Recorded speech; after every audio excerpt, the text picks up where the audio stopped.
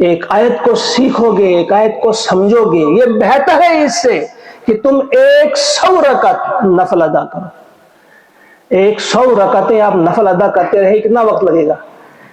اس سے بہتر ہے آپ کا ایک آیت کو سمجھنا۔ کتنا بڑا اجر اس کا۔ آج ہم نے اس کو سمجھا کچھ اور، 1 حرف پڑھو 10 نیکیاں مل گئی۔ ہم نے نیکیوں کا ایسے سمجھا، بس نیکیاں کمانے کا ذریعہ۔ ثواب کی کتاب قرآن نہیں ہے، یہ کتاب ہدایت ہے۔ ایک جگہ بھی قرآن پاک میں نہیں کہا اللہ تعالیٰ نے کہ یہ کتاب ثواب کے لیے ہے، ثواب کماؤ۔ فرمایا یہ کتاب ہدایت ہے۔ تو ہدایت کہاں ملے گی؟ جب ہم سمجھیں گے دین کسے کہتے ہیں۔ ہم نے سمجھا ہی نہیں، ہم نے اسی لیے تمام پر جو ہم نے زور صرف کیا، ہم نے کن معاملوں میں کیا؟ بس یہ جو تھوڑا سا فلیور جسے میں نے ابھی کہا کہ کھانے میں جو کوئی ذائقے کے لیے کوئی چیز آپ ڈالتے ہیں، ہم نے اس ذائقے کو ہی لیا، کھانا جو تھا ہم نے پھینک دیا، اس کی طرف ہم نے دیکھا بھی نہیں۔ تو فرمایا ان وعد اللہ حق فلا تغرنکم الحیات الدنیا، تو تمہیں گمراہ نہ کرے دنیا کی زندگی۔ دیکھیے اب اس میں بھی اچھی طرح سمجھیے آپ قرآن پاک کی آیت کو۔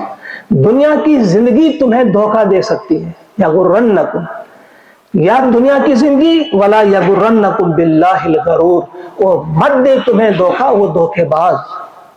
دنیا کی زندگی کیسے دھوکے میں ڈالے گی؟ آپ دنیا کی طرف ریجھیں گے، مزیدار زندگی ہے، بس اسی کی طرف لگیں گے، آپ کو دین سیکھنے یا دین پر عمل کرنے کی ضرورت محسوس نہ کریں گے۔ یہ دنیا آپ کو اپنی طرف کھینچے گی، اس میں بڑی کشش ہے۔ یا دنیا ہمیں لے سکتی ہے دور قرآن سے یا دین سے، اور دھوکے باز وہ کیا ہے؟ وَلَا يَغُرَّنَّكُمْ بِاللَّهِ الْغَرُورُ، اس سمجھے باللہ لگایا یہاں پہ بیچ میں، تمہیں دھوکے میں نہ رکھے اللہ کے معاملے میں، وہ دھوکے باز، وہ دھوکے باز یعنی شیطان۔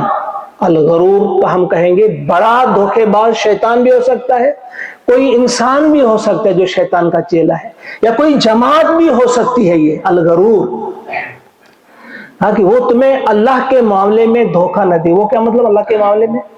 اللہ کے معاملے میں کیسے دھوکہ دیا جاتا ہے؟ آپ نے سمجھا ہے؟